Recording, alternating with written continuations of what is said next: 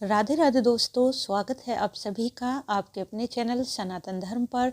दोस्तों, पौष मास का महीना विशेष रूप से भगवान सूर्यदेव को समर्पित होता है।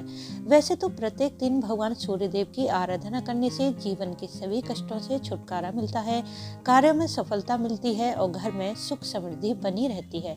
परंतु शास्त्रों में कहा गया है कि केवल पौष मास में भगवान सूर्य को नित्य प्रति अर्घ दिया जाता है, उनका पूजन किया जाता है, या फिर नित्य प्रति भी किसी कारणवश यदि आप पौष के पूरे महीने सूर्यदेव को अर्घ नहीं दे पाते हैं तो केवल पौष मास के रविवार में विधि विधान से सूर्यदेव को अर्घ देते हैं। साथ ही यदि आप पौष मास के रविवार के व्रत करते हैं तो वर्ष भर के सूर्य की आराधना का पुण्य फल इसी मास में आपको प्राप्त हो जाता है।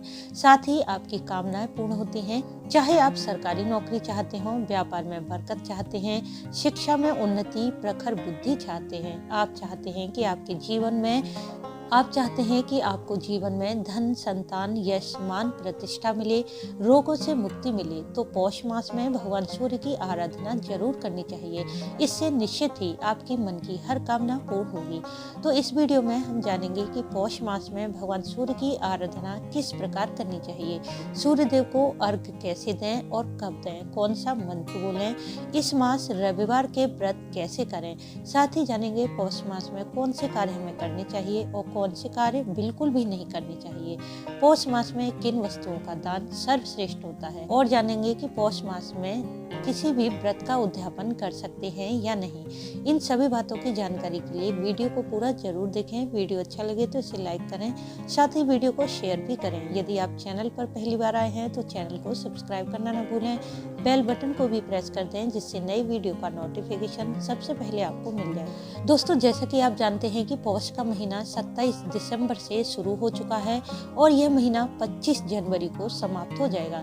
इस महीने में 4 रविवार पड़ेंगे। पहला रविवार 31 दिसंबर को, दूसरा 7 जनवरी को, तीसरा रविवार 14 जनवरी को पड़ेगा और चौथा रविवार 21 जनवरी को पड़ेगा। दोस्तों, पौष मास में सूर्यदेव अपनी 11,000 रश्मियों से मनुष्य को ऊर्जा, आरोग्यता प्रदान करते हैं। हमारे वेद, पुराण, उपनिषद के अनुसार भगवान सूर्य को पर ब्रह्मा का स्वरूप माना गया है।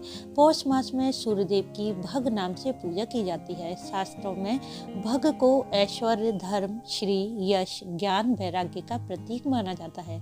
भगवान श्री कृष्ण ने अपने पुत्र श्याम को भी सूर्य आराधना का महत्व बताते हुए कहा कि भगवान सूर्य प्रत्यक्ष देवता हैं जिन्हें हम अपनी आंखों से देख सकते हैं।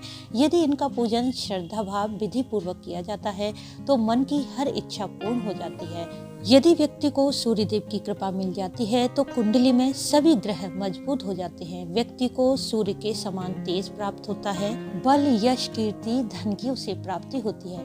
पौष मास में रविवार के दिन भगवान सूर्य की आराधना करने के लिए सूर्योदय से पहले जागना चाहिए। स्नान आदि करके सबसे पहले अपने रविवार के व्रत का संकल्प करें। यदि आप किसी कामना के निमित्त पौष मास के रविवार का व्रत कर रहे हैं तो सूर्यदेव को विधि विधान से अर्घ दें। एक तांबे का पात्र लें, उसमें शुद्ध जल, गंगा जल डालें, थोड़ी सी रोली और एक लाल पुष्प डाल लें। फिर सूर्यदेव को अर्घ दें। अर्घ देते समय सूर्यदेव के 12 नामों का उच्चारण कर सकते हैं। यह नाम आप स्क्रीन पर देख सकते हैं, या फिर आप ओम गृह्णी सूर्याय नमः इस मंत्र का जाप करें। इसके अलावा यदि आप शीघ्र ही अपनी कामना को पूर्ण करना चाहते हैं तो नित्य प्रति पौष मास में रुद्राक्ष की माला से सूर्य गायत्री मंत्र का जाप भी कर सकते हैं।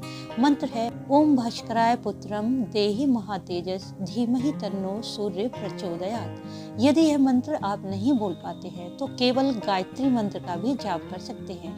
इस मंत्र से शीघ्र ही भगवान सूर्य की कृपा मिलती है। इसके साथ ही यदि आप एक निश्चित समय पर निश्चित संख्या में रोज इस मंत्र का जाप करते हैं तो मंत्र का बहुत शीघ्र ही प्रभाव दिखने लगता है।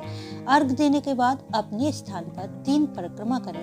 रविवार के व्रत में आप फलाहार कर सकते हैं, फल, जूस, चाय इत्यादि लें। शाम के समय एक बार फिर सूर्यास्त होने से पहले सूर्यदेव को अर्घ दें। इसके बाद मीठा भोजन करें। भोजन में गुड़ का प्रयोग बहुत ही फलदायी होता है। इस व्रत में नमक का प्रयोग बिल्कुल भी नहीं करना चाहिए। आप सेंधा नमक और अदरक का सेवन भी रविवार के दिन ना करें। रविवार का व्रत धारण करते हुए भगवान सूर्य को तिल और खिचड़ी का भोग भी अवश्य लगाएं। दोस्तों, पद्म पुराण के अनुसार पौष मास में भगवान विष्णु की पूजा का भी विशेष विधान होता है।